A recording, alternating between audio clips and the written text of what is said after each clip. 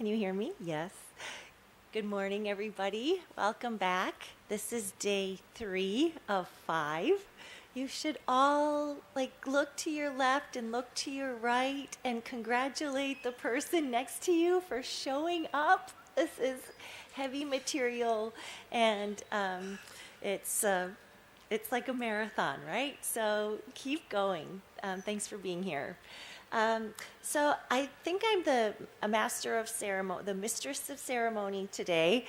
Just to give an overview, we have this 10 a.m. lecture starting a little bit late, but I'll end at 11:05 and then give you much of your break back. We'll be talking first about the child migrant story, and then break at 11:30, and then I'm back up, lecture 8, Surrealism of Falling in Immigration, and I've added 9/11 stories. Lunch at 1, and then a lecture on AI by Professor Singh, and then a tutorial. So you know the drill by now, right? For the tutorial, we're trying to save paper, so we don't have a printout of the tutorial every day. We do have it on Word here, but as you remember from last time, getting 4 pages of a Word document so everyone can see the whole thing all at once is impossible. So if we go through a passage that you're interested in, maybe take a picture with your phone so you have it, you know where to start. Same thing with the discussion questions. There are no surprises on the assessments at this point, right?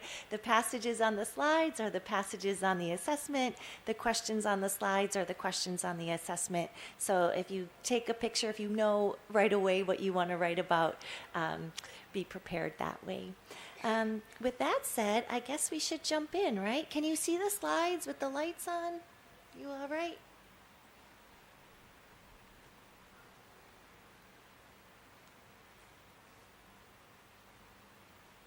All right, so this is lecture 7, the migrant crisis and the figure of the child. This lecture begins where we left off with our reading of Jhumpa Lahiri's Going Ashore. By reconsidering what references to displaced families in a refugee camp have to do with a story that generally seems to be about 2 lovers and the tragic death of a lover during the Boxing Day tsunami of 2004. Coming back to this quote, I think we had it yesterday, right? I'm stuck on it. Why is this passage here in this story about the tsunami? Yesterday we looked at this passage about Kaushik's view of his own photography. Quote, "He was reminded of his family's moves every time he visited another refugee camp. Every time he watched a family combing through rubble for their possessions. In the end, that was life. A few plates, a favorite comb, a pair of slippers, a child's string of beads." Yesterday, we said this imagery about the refugee camp, detailing possessions strewn everywhere, uncannily anticipates the aftermath of the tsunami that closes the story. Rubble left where houses and cottages were on the shore, the only sign of life in our imagination, a favorite comb or a string of beads. In this moment, Kaushik's frequent moves as a child relate to his photographic interests in refugee camps, and this imagery further becomes bound up in the future with coverage of catastrophes.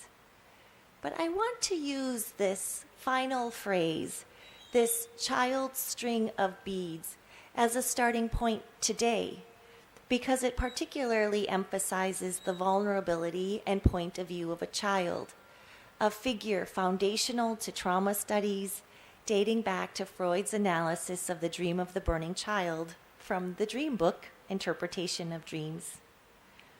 And since we are back to thinking about Kaushik, about the power of his photography as a kind of archive, not to mention the website of his photographs Aimee looks at to feel close to him, I wanted to reflect on the significance of the archive in preserving memory, particularly for the purposes of this presentation, the memory of the experiences of migrant children. I'm very interested in a novel by Valeria Luiselli called the Lost Children Archive. And I gave you material from Luiselli called Tell Me How It Ends. That's the nonfiction version of the novel she writes called The Lost Children Archive. So I'm interested in this word archive that has to do with lost children, that has to do with migrant children, that has to do with children crossing the US-Mexico border all by themselves. How do we document that? That's a question for trauma studies, too. I have to admit that my work is obsessed with the archive. As far back as 2009, I wrote a piece on undergraduate research called, quote, Archiving the Archive, Digital Humanities in and the Future of Undergraduate Research. The premise of that piece is that as an archivist by training, as someone who has worked in the archives at Yale, the British Library, University of California, New York Public Library, Stanford Library, and the Deutsche Literary Archive, it has become difficult to engage, quote-unquote, digital natives in archival work, as I understand it. More frequently, I wrote in that piece, I find myself working with students more interested in what we now call the digital humanities, that is probably many of you, rather than working with the archived, unpublished text on the page, much less with dusty newspaper clippings in the reading room of a university library. And I didn't know then that my robust defense of an evolving sense of archival work, what I now know, which is that my thinking about archives in the very literal sense also reflects at some level my investment in the concept of the archive in the figurative sense, in the sense that archives hold memories, like the Lost Children's Archive, and that traumatic experience often disrupts the straightforward memorialization. In 2023, I found myself once again obsessed with the archive, especially when engaging with Sarah Sink, a friend and colleague and collaborator, whose new work on archiving survivors' experiences with COVID-19 became kind of prominent in our conversations. I think once again we are in the position both to think about what it means to organize and process memory on the one hand, and how we might understand the value and function of trauma studies on the other hand. So questions for this lecture: what is the relationship between the archive and trauma studies? And how does that relationship help us underline the significance and often forgotten story of child immigrants? In this moment of disruption and upheaval, I wonder, why does trauma studies, a theory for understanding the costs and benefits of establishing an archive, not seem particularly relevant to people outside of the university? And how can thinking about the perfect case of recording the history of the child migrant shed light on these two mutual problems? If we can answer this, I feel like we, and when I say we, I mean all of us in this room, all trauma theorists in our own right, can have an answer for the criticisms trauma theory experienced in 2021. Just when it seemed we needed more than ever a way to articulate our current day. It did seem unexpected, as I said on Monday, that at the end of 2021, trauma theory received such pronounced backlash in such widely read publications as Harper's and The New Yorker. This is a sign for me that if trauma theory does seem inadequate to the moment of real illness and trauma, then perhaps we need to work harder to communicate its value to the larger world. This kind of update is why we are gathered here today. I think it is safe to say we need a new generation of trauma scholars to point the way forward. That is you. There's so many new issues and critical applications that you are all working on. You too are interested in memory and the archive. You are interested in human suffering. By the end of the lecture today, I will also propose that the figures of the very children in trauma texts also point the way forward with their uncanny use of language that inspires shock and awe. With such 21st century worries such as homelessness, the school-to-prison pipeline, drug addiction, increased illness likely due, someone pointed out yesterday, to pesticides and chemicals in the food that we eat, the climate crisis and the after effects of the pandemic, not to mention perpetual wars and the legacy of colonialism, I feel like you all need to do the work to show the relevance of trauma theory once again. My work is 20 years old. Your work is just starting out. So please take the baton after our meetings this week. I say this with the knowledge that trauma theory was born out of a very specific moment, one occupied with Holocaust memorialization, the Vietnam War, the aftermath of the bombing of Hiroshima, World War I.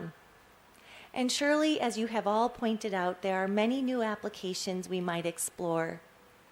I wanted to continue today that exploration with a consideration of representations of immigration, and in this case, the vulnerability of an immigrant child. We talked on Monday about the need for such translation, most prominently in Will Self's A Posthumous Shock, How Everything Became Trauma. We did not talk as much about Perul Segal's essay entitled The Case Against the Trauma Plot, which appeared in the December 27 issue of The New Yorker. Segal's attack seemed so over the top that Stanford author Jamie Hood responded with her own book called Trauma Plot, A Life. The title of Hood's book references a moment of backlash in literary criticism and literary circles following that publication in The New Yorker by Segal. His article was called The Case Against the Trauma Plot.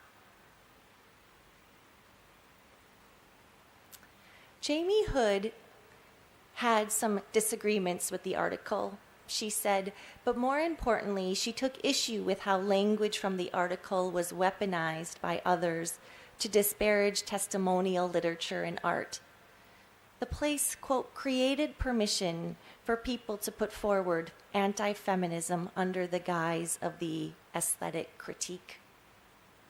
While Hood fully covers testimony of women who have been sexually assaulted, I would also like to think once again of the importance of testimonial literature about vulnerable children at the border. In so doing, I do not want to lose sight of the fact that we need a theory of trauma that is adequate to the moment. And we talked a little bit about this, Kathy Caruth's response to the attacks in the Harper's letter to the editor that followed the piece by Will Self. She said that she defends trauma's foundations on the dual values of a careful act of listening, that goes back to day one, and an openness to what is not yet fully understood. And this focus on the traumatic address of an other, an idea at the core of trauma studies, is what gets me back to the archive, to the focus on children in novels about the global refugee crisis and beyond. What brought me to this topic are two exemplary sentences from recent novels. The first is Omar Al-Akkad's 2021, What Strange Paradise. The novel begins with this. The child lies on the shore, face down, with his arms outstretched. The child appears from a distance, as though playing at flight. Valeria Luiselli's 2019 novels, The Lost Children Archive, wonders, were they to find themselves alone crossing borders and countries, would my own children survive? Here is a focus on the child like Caruth's focus on the child in Beyond the Pleasure Principle, the Fort Da game of Freud's grandson pointing the way out of traumatic grief, insisting that our futures depend upon helping the children survive. For me, the figure of the child is the figure of the future. That is how we progress as humans, right? We need children to live in order to flourish as a human species. By most critical accounts, two of the best novels about migration thus far in the 21st century, Luiselli's Lost Children's Archive, a novel, and L. Akkad's What Strange Paradise, reveal the impossibility of accounting for the lost lives of children during the present-day global refugee crisis. Even before images emerged of abandoned carriages in the Ukraine, for example, that was an iconic image last year, I think, Luiselli, a Mexican-born writer who worked for New York City's Federal Immigration Court, and Al Akkad, an Egyptian-Canadian novelist who was a reporter based in Afghanistan and Guantanamo Bay, so like both journalists in their way, attempted to archive through literary language the effects of global atrocities on the most vulnerable among us.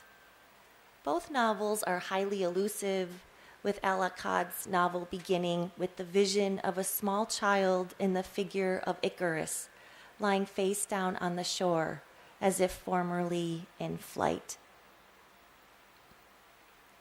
Al Akkad's opening sequence also resonates with the photograph seen around the world. I don't know if you remember this. I was going to find it for you, and then I thought I would issue a trigger warning, and then I thought maybe I would just leave this to all of our imaginations.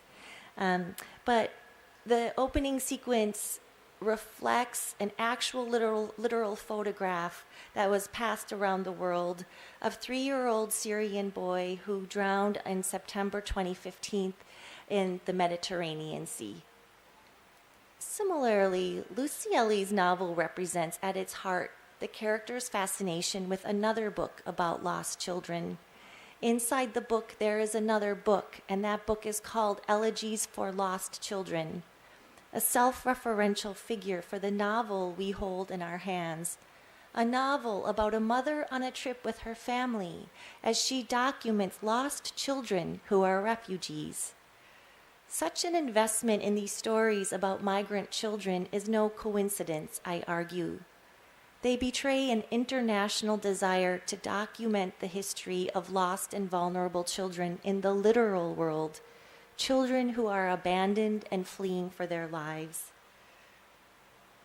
Such texts, in their self-referential, highly elusive, textured ways, point up the limits not only of trauma narratives, but also of the archive we cling to as a way to capture an historical moment in time.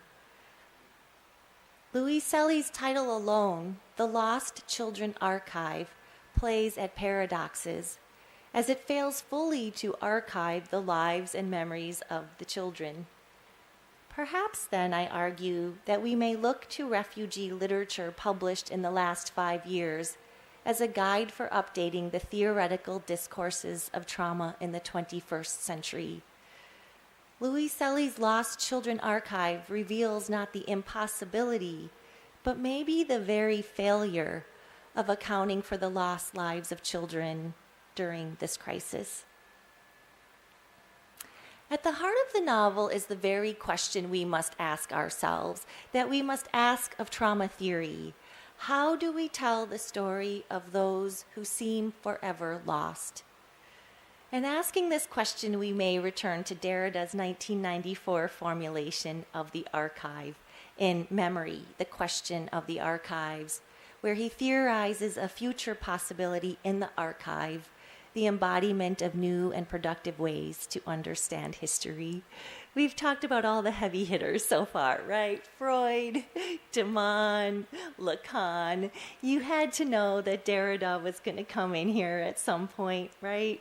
But I'm mostly interested in him because he talks about the archive in these really sophisticated, paradoxical ways. I think when we think about archive, it's like in the past. It's in an old room in a library, kind of locked up. But there's a kind of danger to that, right? Because it means that the past has been left in the past.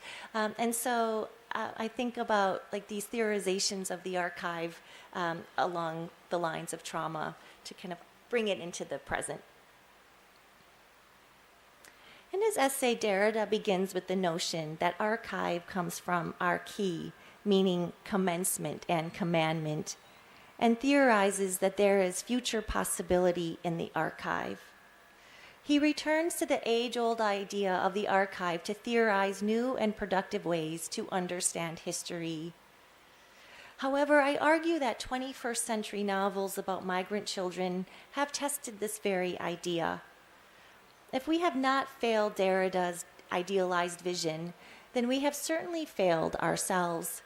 We have not used the archive to the full extent it offers, at least not in the sense of commemorating and memorializing the suffering of migrant children. Photography does that, and I would propose literary language does that. Literary novels have done so where other forms of institutional knowledge have failed. The archive for Derrida is a place of commencement, beginning and ends, and so too is a place of sickness and passion. We have all that a passion that we have to hold on to history.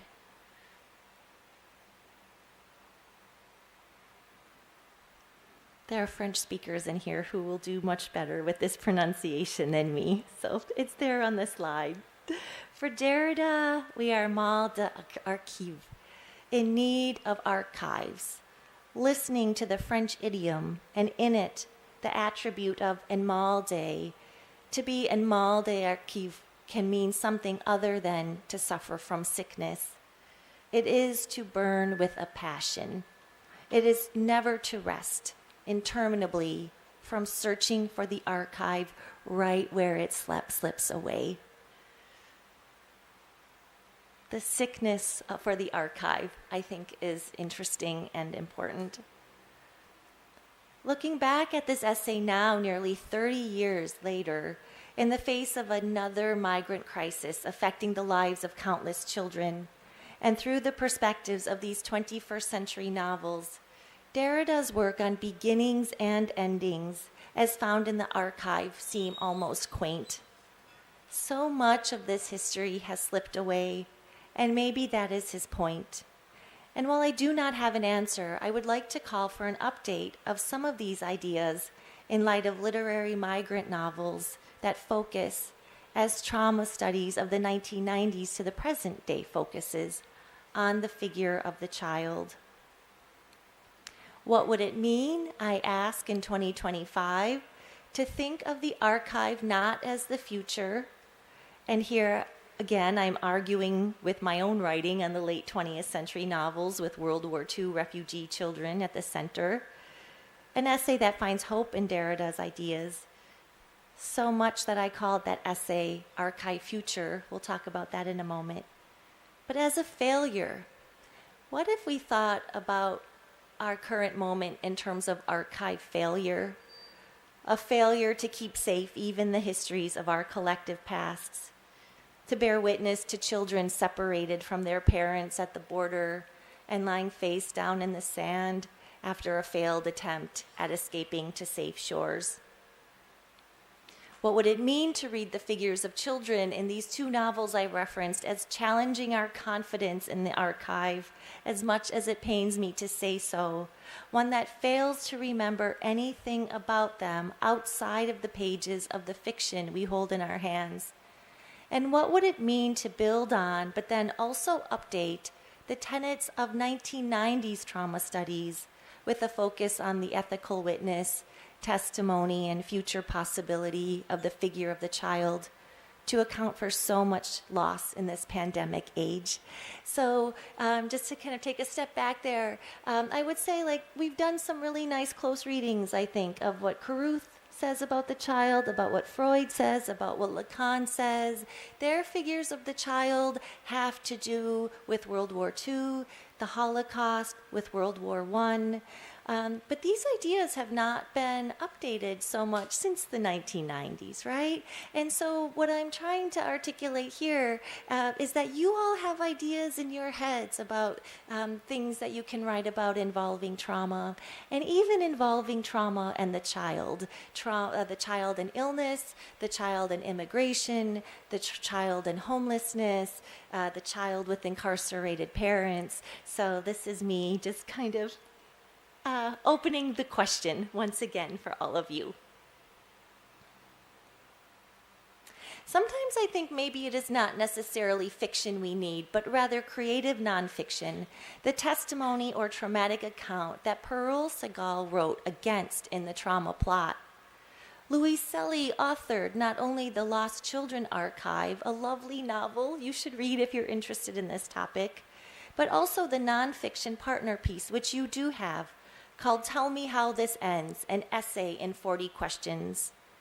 The 40 questions are the questions she asks as a professional, as a part of the intake questionnaire for unaccompanied child migrants. She too is invested in the words of a child, the story the child tells about their traumatic experiences at the border.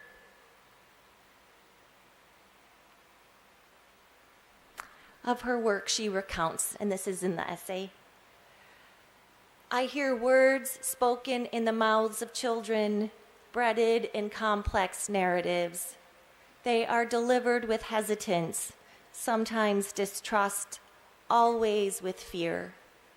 I have to transform them into written words, succinct sentences, and barren terms. The children's stories are always shuffled, stuttered, always shattered beyond repair of a narrative order.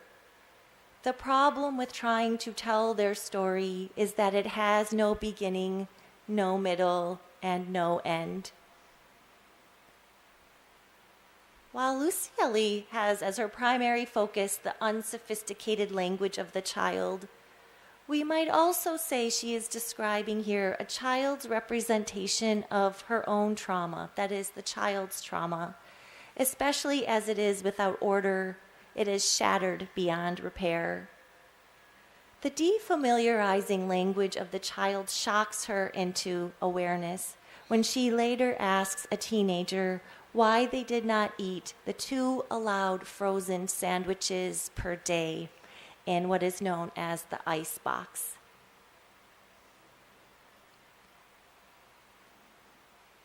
I didn't eat those things, the teenager says, because they give me belly sadness. This belly sadness, itself not a common term, is so powerful because it combines the idea of an upset stomach with upset emotion. Luiselli has had her own kind of belly sadness from doing this work. She is overcome by the injustice of it. Children coming to the border without their parents, hoping for asylum, protection, and a path to citizenship. She seeks justice for them. She says, and perhaps the only way to grant any justice, were that even possible, is by hearing and recording these stories over and over again so that they come back always to haunt and shame us. Because being aware of what is happening in our era and choosing to do nothing about it has become unacceptable. Because we cannot allow ourselves to go on normalizing horror and violence. Because we can all be held accountable if something happens under our noses and we don't care even to look. Here, Luiselli does not hold back. She seems to be repeating the model of social trauma Caruth picked up from AIDS activists. She also, in so doing, calls for an ethical witness. She wants us all to be held accountable to these children. But perhaps even more than her heightened language here about the injustices in the world is the child's words regarding belly sadness. So I want to end this lecture by looking beyond the language and images of the figure of the migrant child to look further back to the way a child's language in post 9/11 literature calls attention to injustices in the world. It's the child's voice once again we can turn to for lessons about our current day. And when I say post 9/11, I mean literature about 9/11, but also just literature published after 2001.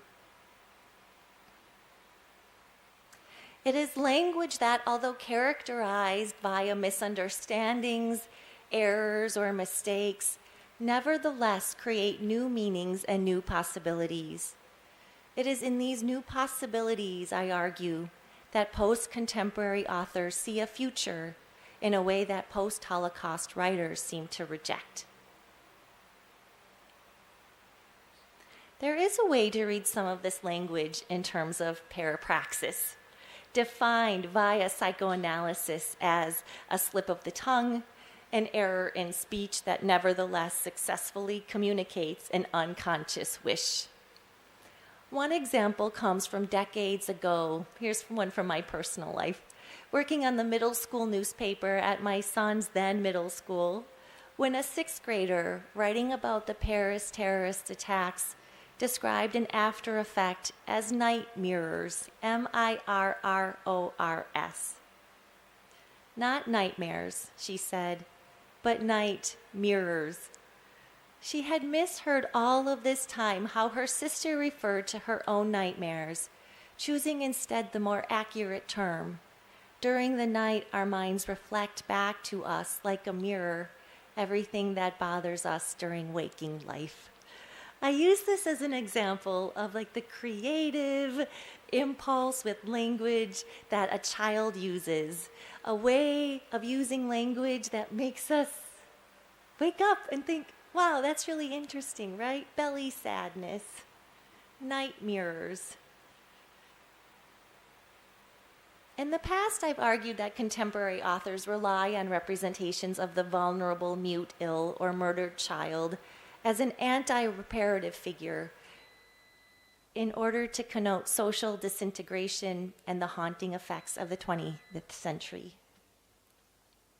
However, maybe it can be said that in the 21st century, the figure of the child appears to evolve from vulnerable, dying, or dead to embodying a new hope in the face of extremity.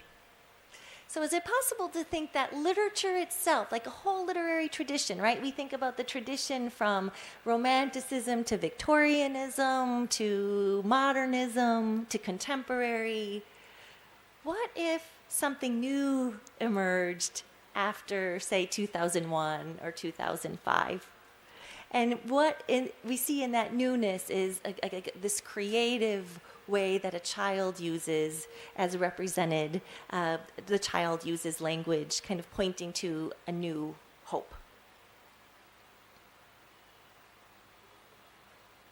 Some examples of this include Jonathan Safran Foer's Extremely Loud and Incredibly Close, Cormac McCarthy's The Road, Don DeLillo's Falling Man. I can give you some dates. Extremely Loud and Incredibly Close is 2005.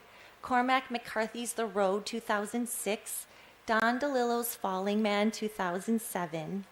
Anthony Doerr's All the Light We Cannot See, 2014, where the figure of the child has returned as the figure of the future in a cultural landscape otherwise bleak with mourning and regret.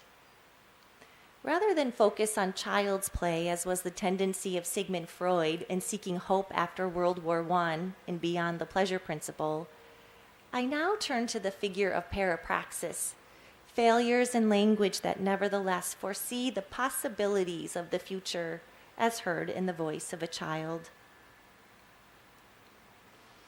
And in making this argument, I would also say that Kathy Caruth's theory of trauma has changed from the 1990s, late 1990s, into the 21st century. Her new book, Literature in the Ashes of History, the title itself calling attention to rebuilding after the world we now know has turned to ash. In the new book, Caruth underlines not the child's play and the nightmares with regard to war. But she understands or underlines the child's enigmatic move in the theory of trauma from the drive for death to the drive to life, from the reformulating of life around the witness to death to a possibility of witnessing and making history in creative acts of life.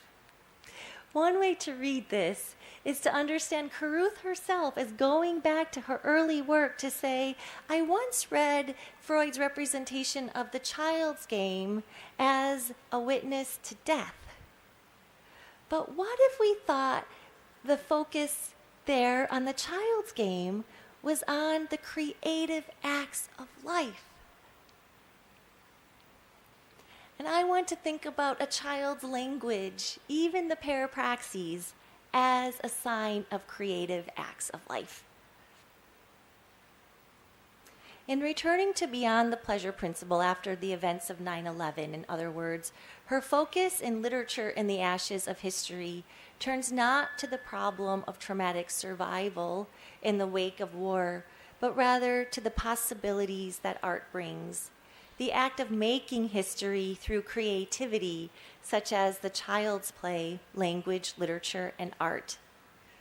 More striking still is the temporality of this creative making, as Caruth speculates that, quote, stories of trauma cannot be limited to catastrophes they name, and the theory of catastrophic history may ultimately be written in a language that already lingers, after the end, in a time that comes to us from the other shore, from the other side of the disaster. Here I read Caruth as saying that trauma leaves in its wake not simply full-scale destruction, what she calls the catastrophic, but also language or creation that comes not simply, but paradoxically, from the future, from the other side of the disaster. I'm going too slow. We want time to discuss, right? Okay, so I'll skip ahead a little and connect Caruth's new focus on the future with another book by Amir Eshel called Futurity, Contemporary Literature and the Quest for the Past. Futurity, Contemporary Literature and the Quest for the Past, and that's 2013, and explores works that make available, quote, the open future possible in an era that has witnessed upheaval on an unprecedented scale and that doubts the very notion that we can affect tomorrow. So one of the things I'm asking is what's going on in the early 21st century when critics and authors are like, future, can we please talk about future now? Because I think we need to do that. That's what the critics seem to be saying. So let me just give you a few more examples of these parapraxes in literature, in the voice of the child, in keeping with what Luiselli refers to in terms of belly sadness. There are examples that come before then. Jonathan Safran Foer's Extremely Loud and Incredibly Close has been condemned as annoyingly precocious precisely because of his linguistic skills, and I would say that that is what's so interesting. His use of language shows an investment in the new. I don't know if you've read this novel or if it's even interesting to people. I mean, a lot of critics did not like it, but this voice of Oscar, he's a very special, precocious child. He is linguistically creative, so he'll say, I hope I don't offend anybody, succotash my Balzac, dipshitaki, making a reference to the author Balzac, but in expressing this kind of feistiness. It's technically a correct way of getting away that the child has with swears to the more serious use of the phrase heavy boots to signal overflowing grief in the face of his father's death. He is, he tells us, always inventing in order to overcome grief. Critics have focused on Oscar's mechanical inventions, but he is nothing if not linguistically inventive at all. And then there's the child in Cormac McCarthy's kind of post-apocalyptic novel, The Road. It signals a child who is not on the surface linguistically precocious, but like other critics such as Paul D. Knox and Shelley Rambo have argued, I'm interested in the connection between the boy's repeated use of the word okay, a word whose meaning evolves throughout the novel depending on the context and the possibility for redemption following an apocalyptic event. Knox argues that the implications of the assurance vocalized through the word okay reveals that the boy knows he has learned everything he needs, and extends the reference of okay beyond a comfort offered to a dying man. The boy will continue to be physically safe, he tells his father, and will be lucky, and through that, luck will be hopeful. So this novel is very dreary and very dry. Like literally, it's a father and his son like walking through this world of ash. And their only conversation seems to be the father asking a question, how are you doing? And the boy says, okay. And on the surface, you think that is a very dull story. But there's like so much going on in the background. And if you look closely at the use of the boy's word, okay, you see that it does so much heavy lifting. Like he creatively uses that word. Okay, a couple more examples, and then we'll go to questions. Like Safran Foer and McCarthy, DeLillo's novel Falling Man features an only child, a son, who must grapple with what he has witnessed. In this case, what he witnessed on 9/11. Here, too, the voices and the language of the novel's children remind us not only about a renewed focus on community and malleability of future generations, but also about language itself, evolving as it does to reflect the time, to incorporate misusages in order to account for the slipperiness of representation and the effect of interpretations over time. So like his father Keith during the moment of the attacks, Justin, the son in DeLillo's Falling Man, spends time looking out the window with his two best friends, using binoculars and talking of this person named Bill, B-I-L-L, Lawton, Lawton. And while his mother thinks they are studying clouds and then hawks, their mother thinks there must be something more. Leanne confesses this renewed sense of terror when she says, "That scares the hell out of me. God, there's something so awful about that. Damn kids with their goddamn twisted powers of imagination." It is precisely the powers of their imagination that allow them to use language and creativity to devise an alternative ending, a new narrative, a fictional coming to terms with the real events of the day. Leanne discovers that the name originates with Justin's friend Robert. At first they think Bill Lawton is a myth, a creation they made, a news story. And Leanne says finally, oh, he was hearing Bill Lawton. They were saying Bin Laden. What happens next in the narrative provokes a sense of sympathy and care. And as we learn, Leanne considered this. It seemed to her, at first, this is a quote from the novel, at first that some important meaning might be located in the soundings of the boy's small error. She looked at Keith, searching for his concurrence, for something she might use to secure her free-floating awe. Leanne's free-floating awe seems to stem from this realization. If language succeeds at one thing, it is at making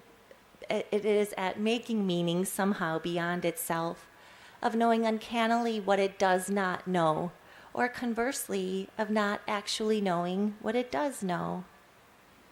I'm going to skip ahead and do one more example from Anthony Doerr's All the Light We Cannot See. It's like another multilingual novel. It turns on like misunderstandings and mistranslations, and it like shows how interesting different languages are when they emerge in a child's head. The novel ends, it's a post-World War II novel, but written after 2014. It ends with a focus on children's speech, with their errors as redemption.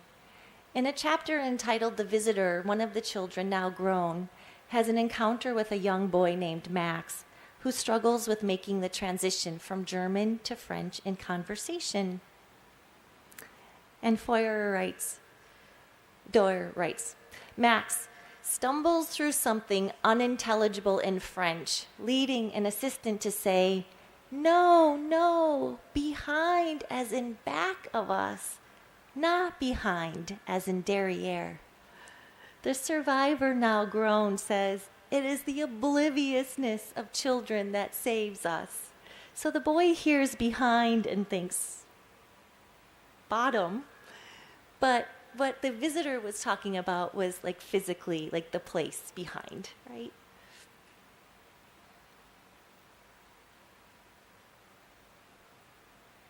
The novel ends with creativity and speech, with visitor, and then paper airplane, the creation of a paper airplane, more child's play. Does this reflect yet a new turn in literature from anti-reparative that the modernists and the 20th century authors seem to gesture toward, to futurity, the future that children bring, the light that they can see? A post-9/11 writer myself, I would like to say it does. Although they have been entirely misunderstood, they have entirely misunderstood everything. In the children's failure lies a kind of success. Bearing witness, these figures of children, right up to Ella Codd's child playing at flight, or Luiselli's belly sadness in 2017, seem to insist on assigning language, however faulty or funny or sad or tragic or beautiful, to an event that would otherwise leave us without hope. So my discussion questions in the wake of all of that, I feel like we've covered a lot of ground. I'm interested in rethinking the idea of the archive as having potential for the future. I'm interested in thinking about how literary representations of a child's error in speech help refer to the future, help show creativity in survival. And I'm interested in looking at the perfect case of the representation of the immigrant child as a way to maybe repair a popular understanding of what trauma studies can do, to kind of lift those voices from the margins and put them in public discourse once again. So my questions for you are, what are some new directions in trauma studies you are working on, and what is your way forward? You don't need to have listened to the lecture in order to answer this question.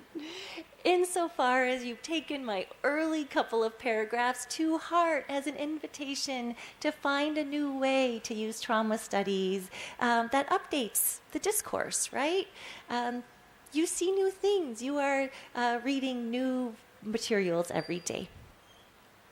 How does contemporary literature about children reflect a failure to archive the history of immigration? How might we see hope in a child's linguistic mistakes? This one I'm kind of interested in hearing what you have to say. Some of you might say they're just mistakes. Sometimes a mistake is just a mistake. And I have spent, the last 20 minutes finding hope in that. And then, why do you think psychoanalytic thinkers are so interested in the voices of children? From 1899 to 2025, they are used as illustrative. So let's look at a paragraph, and then maybe we can think about a question. Do you want to look at some of these representations of children mistakes, or do you want to look at Luiselli's nonfiction kind of pointed demand that we wake up? Any preferences for what slide you want to look at?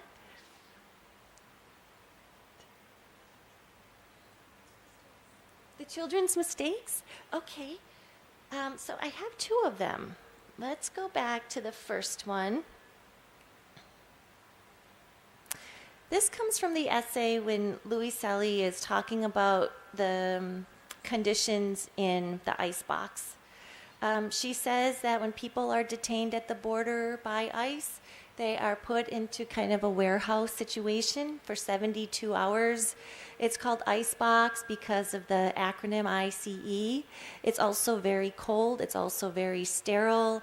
They give the children frozen sandwiches twice a day. So that would be enough, right? But then in order for us to remember these conditions, she goes to the testimony of a teenager. And during the questionnaire, 40 questions, she discovers that the teenager does not eat, does not take the frozen sandwiches. And so the teenager says, I do not eat those things. They give me belly sadness. It probably is related to translation, right? But I think this is very poignant. Why would Luiselli add this to her nonfiction account? How do you read belly sadness as significant?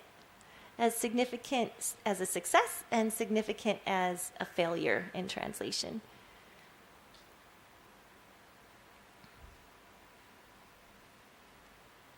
What do you think? What do you imagine with that phrase, belly sadness? Yeah. Oh, do we have a microphone?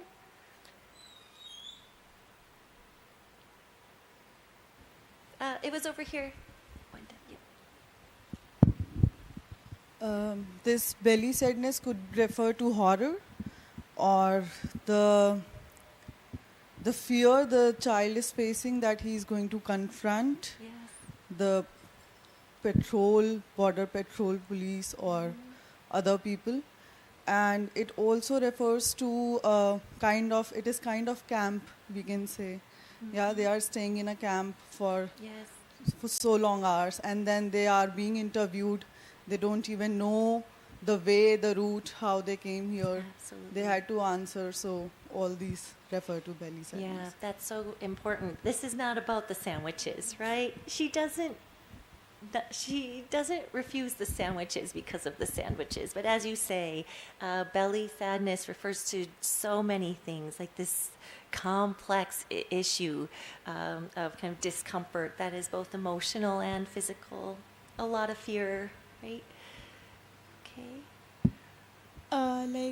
Where's the microphone? Oh, thank you. Hello. Like the belly sadness could literally translate to successfully translate what they're actually feeling, because the icebox was literally named because of course it was immigration and customs something full form, but they were also really frigid and they were really cold, actual temperature, and they were giving frozen sandwiches which were actually giving them belly aches. So it just literally shows what they were feeling during the time that they were there. Because it said that the actual time that they were allowed to be there was only 72 hours. But it more than often extended because of the mistreatment they had there, and they also had to go through a lot of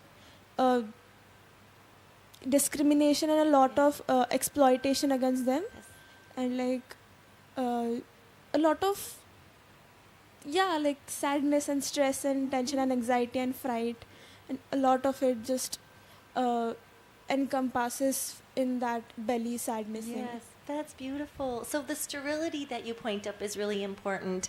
It seems like belly sadness compensates for the sterility in language that the immigrants are encounter in the system, right? Like words like alien, for example, which is a misnomer in many ways. So kind of belly sadness adds a kind of richness and subjectivity to the child.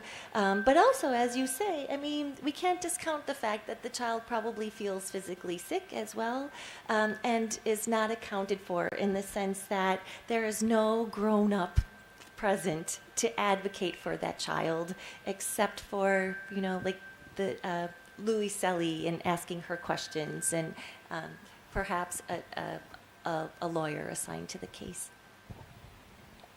Good morning. Good morning.